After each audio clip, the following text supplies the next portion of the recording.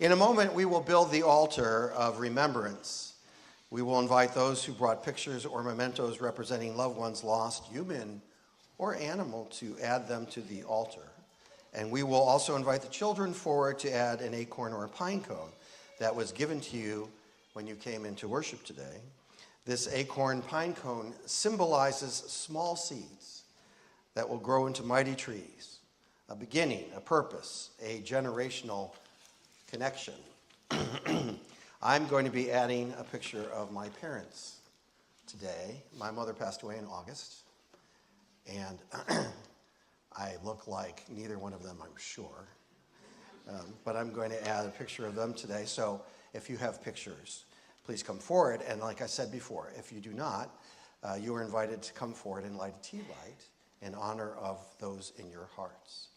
We will begin in the very back, and the very back row will rise if you are able, and please come forward. And then we will move all the way up through the beginning of the congregation this way. So please remain in your seats until the rows have come forward.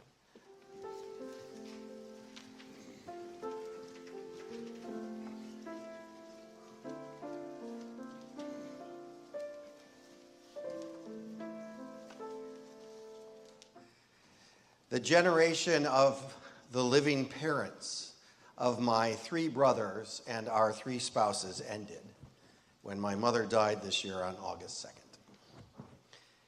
They now have become part of the ancestors of my family, and today is a day I honor them. My parents were Jewish liberals, raised in Chicago, who taught us about both some of the hardships that their ancestors had faced, and often also, with those hardships in mind, taught us about the type of people they hoped we would be in the world. From a young age, part of those teaching was to be involved with civics, what it meant to be in support of community. For my family, that was a lot of involvement in politics. I gave a sermon a few months ago about politics is the spirituals. You're going to hear about that today. Yeah.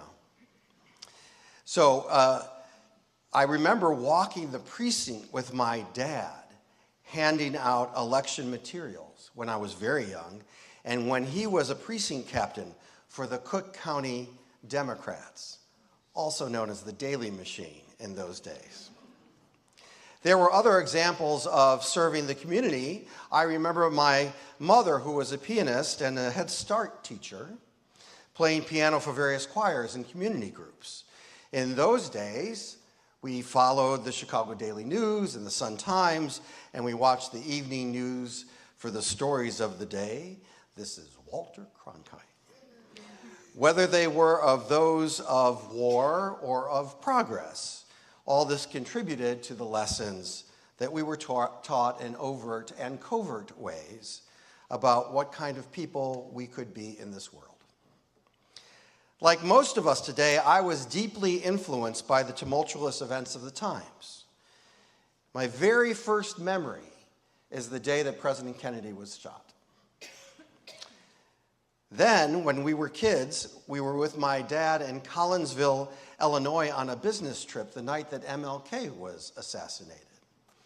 And I remember them gently waking me in June of 1968 to tell me about the death of my hero, Bobby Kennedy.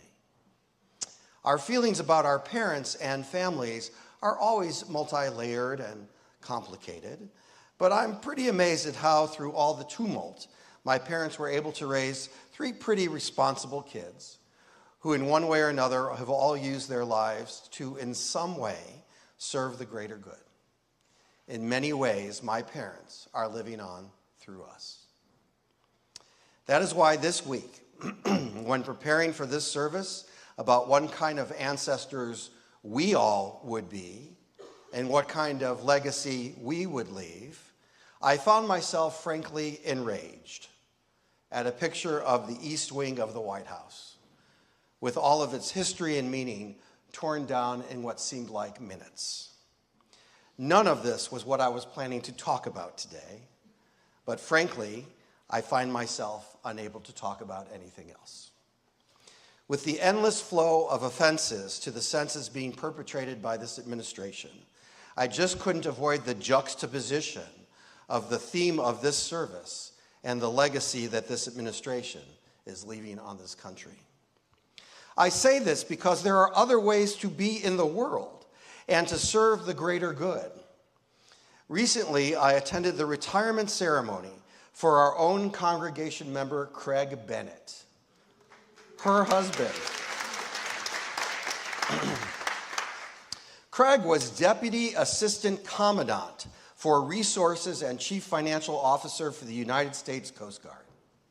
Craig was a retired Coast Guard officer, and before that he also served as the director of the National Pollution Fund Center, where he was responsible for all aspects of the liability and compensation provisions of the Oil Pollution Act of 1990, including stewardship of the multi-billion-dollar oil spill liability trust fund, and saw this country through some of the worst oil disasters the country has ever experienced. At Craig's retirement ceremony at Coast Guard headquarters, it was clear that Craig will leave a legacy of goodness and kindness and wisdom and civil service.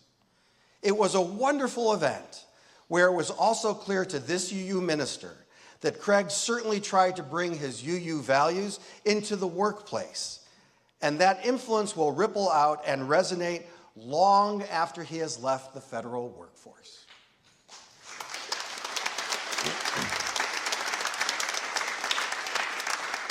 Now, I was not thinking about Craig's example when I wrote a Facebook post about my feelings about the demolition of the East Wing this week.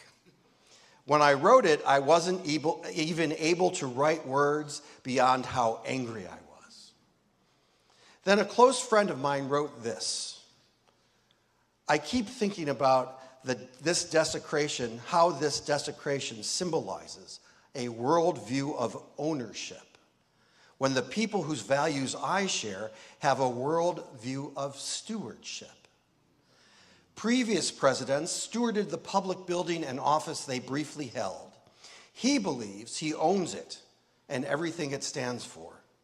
A triumph for capital and wealth and real estate speculation as power, a loss for our shared history and communal future. This cuts deep, my friend wrote. In part, continuing the theme from last week, we all have decisions to make every day. We make little decisions and big consequential ones. These decisions not only just impact whatever we are deciding about in that moment, but they ripple into the future in ways that we cannot predict and may never know. One definition of legacy is something transmitted by or received from an ancestor or a predecessor, or from the past. And this is what today is about. Are we people of ownership, or are we people of stewardship? Are we focused only on the moment and what it will do for us and ours, or are we people who apply our values in a way that our legacy will be one of goodness and kindness and wisdom and service? These are no small questions in a world that often presents difficult choices.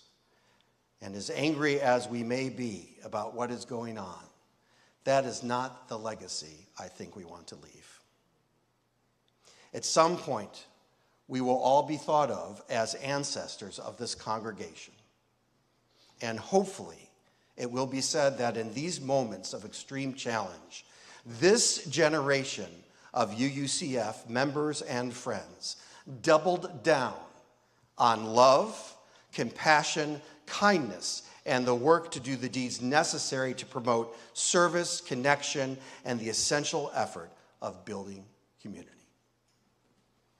This is not only my hope, it is my prayer for all of us and for our future. And to that, let the people say, amen.